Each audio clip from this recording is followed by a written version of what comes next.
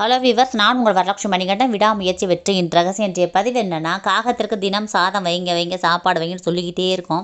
நிறையா பேர் ஃபாலோ பண்ணுறோம்.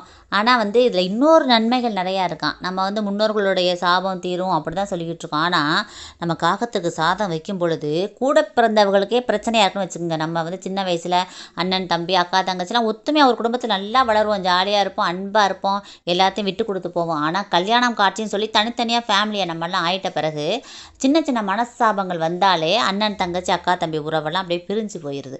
பேசக்கூட நேரம் இருக்க மாட்டேது அவங்கள்ட்ட.